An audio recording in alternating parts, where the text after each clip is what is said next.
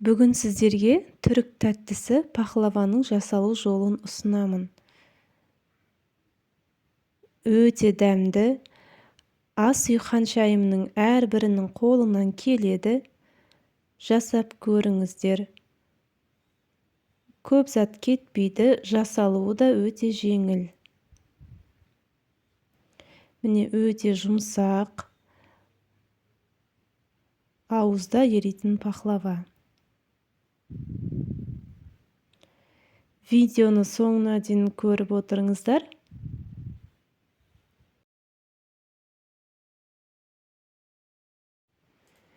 Алдымен осындай шұңғыл ыдысқа ұнымызды саламыз. Үстіне сары майымызды осылай ұнға аунатып алып, үккіштен өткіземіз. Міне осындай крошка жасап аламыз. Ұн мен майдан ғана тұрады. Ендігі кезекте 1 шай қасық қамыр қопсытқыш қосамыз. Және қаймағымызды саламыз.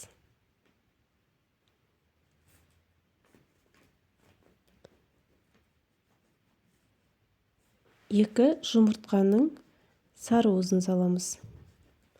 Ал ақ уызын осындай бір ыдысқа салып, тоңазытқышқа салып қоясыздар.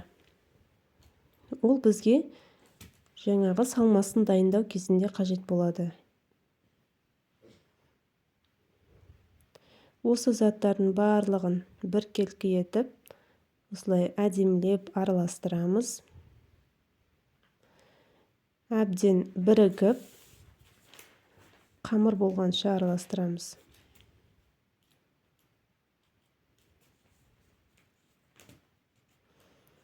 Міне қамыр болып жиналды.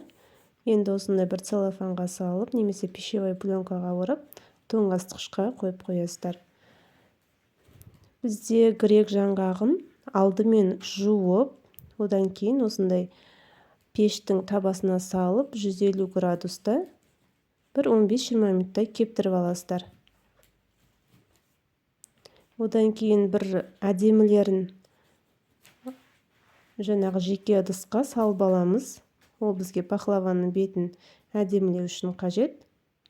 Ал қалғанын осылай блендермен өткізіп, блендер болмаса, кәдімгі жаңағы мясорубкамен ет тартқыштан өткізсе де болады.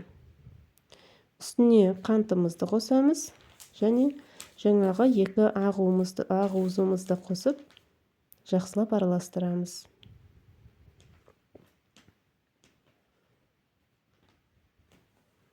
Міне салмамыз дайын. Енді қамырымызды 3 бөлікке бөлеміз.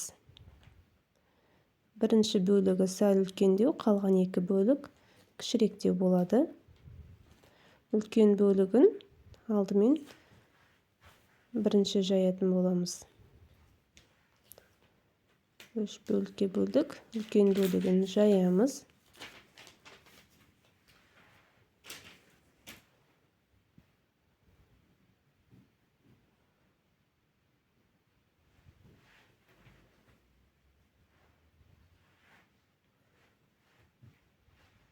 Осылай домалақ етіп әдемілеп жайып аламыз. Енді формамызға пергамент қағазын төсеп, осылай формамызға саламыз.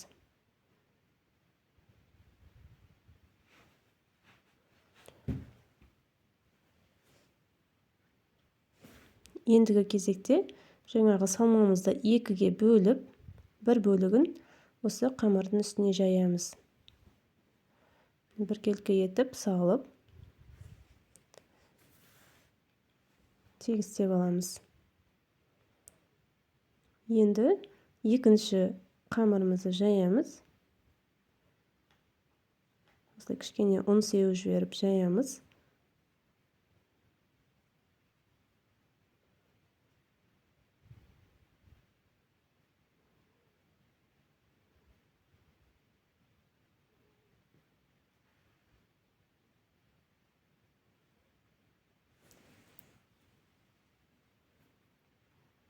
осылай міне үстіне қоямыз. Сонда бізде қамырымыз 3 қабат болады.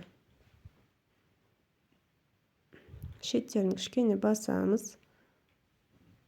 Енді осының үстіне жаңағы қалған салмамыз саламыз. Салып тегістеп аламыз. Енді соңғы қамырымызды жаямыз.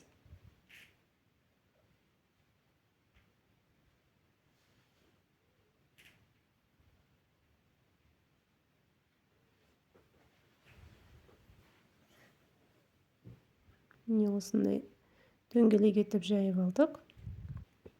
Енді формамызға салдық, шеттерін әдемілейміз басып.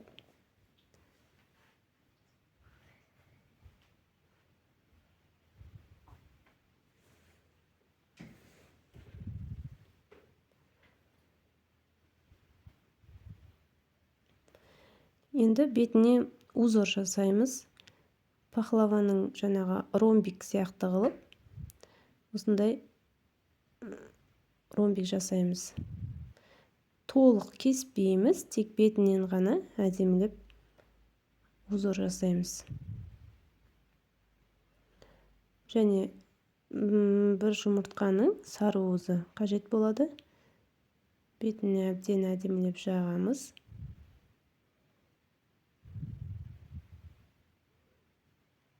Енді бағанағы алып қалған әдемі жаңғақтарымызды бетіне тіземіз.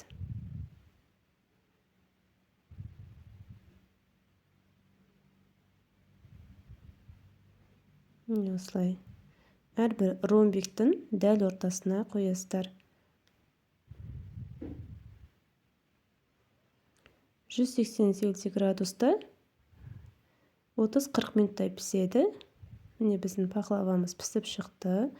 Ендігі кезекте бір ас қасық балға, бір ас қасық сары май қосып, микроволновкада ертіп аламыз. Сонда осындай сұйық масса болады. Оны әдемілеп пахлаваның бетіне жағып шығасыздар.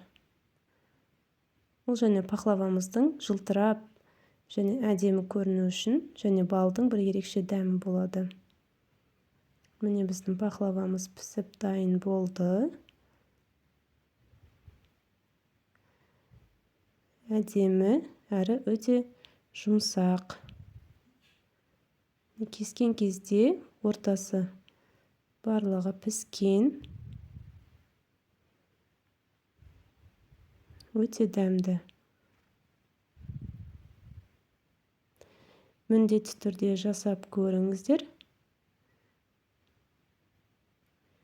Видео ұнаса, лайк басып, каналға тіркелуді ұмытпаңыздар.